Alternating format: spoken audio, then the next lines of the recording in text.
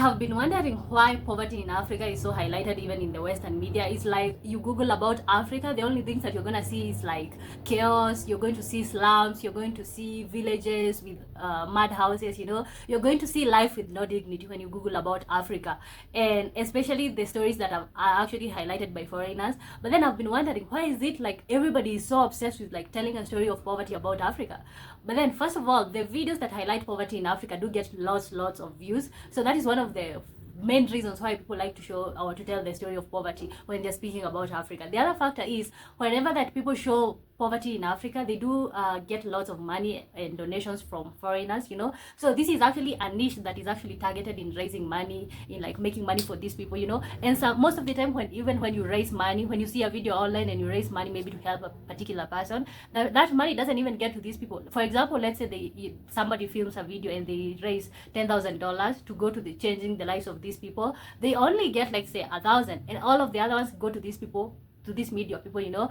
The non-governmental organization also do make a lot of money from like highlighting these stories, poverty, you know, because it's like, so the cost, let's say for example, the cost of this organization is like dealing with female genital mutilation. So when they show stories of like young girls who have 10 children, you know, and this story get highlighted in so many places, they do make money because so many people are going to be contributing. And you know what they're gonna do? They're just going to go and buy a few clothes for these girls. They're just going to go and get them their hair done, you know, buy like some food for them that can last a few months, and then after that they're gone. Okay, and you never hear the ending of this story, you know. So many people are actually monetizing this poverty that is actually being shown online. The other factor is like being able to go to the nice places in Africa, in Kenya, is actually expensive. So it's easier and cheap for them to be able to show poverty. It's easier for somebody to fly into Nairobi and go to Kibera, the slums, and to show that. But because going to the nice places require a little bit of more effort, requires a little bit of more finances, you know. So I think the whole story of like